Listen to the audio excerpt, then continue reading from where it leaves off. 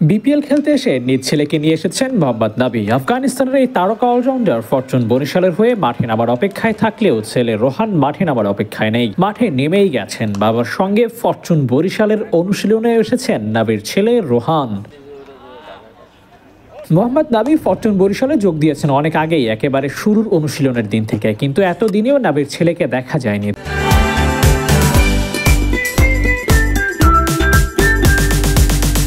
ধারণা করা হচ্ছে নিজ পরিবারকে চট্টগ্রামে নিয়ে এসেছেন নাবি, ছেলেকে তো মাঠেই নিয়ে এসেছেন। বাবার প্লেইং গ্রাউন্ডে হাঁটাহাঁটি করছে নাবি পুত্র রোহান। এই মাঠেই বাবা মোহাম্মদ নাবি বল ব্যাটের মহরণে ম্যাচ জয়ের চেষ্টা করেন। অনুশীলনে হয় তার পূর্ব প্রস্তুতি, সেই মাঠেই বাবার দলের অনুশীলনে হাজির হয়েছেন রোহান। বাবার থেকে শেখার দারুণ একটা উপলক্ষ বলা চলে।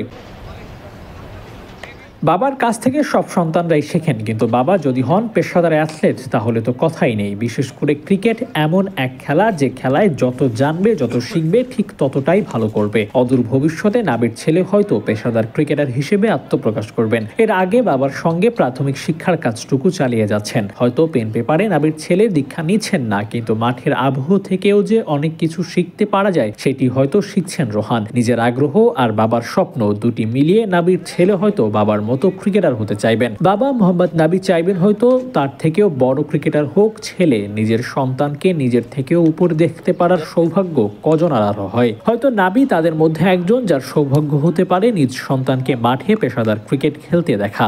হতে পারে নাবির সঙ্গেই তার ছেলে মাঠে ক্রিকেট খেলবেন। সে দিনের অপেক্ষা থাকলেও মাঠে নাবির পুত্রের নামার অবশ্য অপেক্ষা নেই। নাফিস ইকবালের ছেলে নামির ইকবালের সঙ্গেই ক্রিকেটে মেতেছেন রোহান। দারুণ সব সময়ও কাটছে নাবি পুত্রের। বাংলাদেশে এর আগে এসেছিলেন সিকান্দার রাজার ছেলে, এবার এলেন মোহাম্মদ নাবির ছেলে। তারকা ক্রিকেটারদের সন্তানরা মাঠে আসলে আলোচনার কেন্দ্রবিন্দুতে হয়ে থাকেন তারা। ফ্রাঞ্চাইজ ক্রিকেট আর স্টার কিডের মিলন মেলা হয়তো আলাদা ভালো লাগা তৈরি করে বিভিন্ন লিগে, যেমনটা বিপিএলে দেখা যাচ্ছে নাফিস ইকবালের ছেলে নামির ইকবাল ও মোহাম্মদ নাবির ছেলে রোহানকে।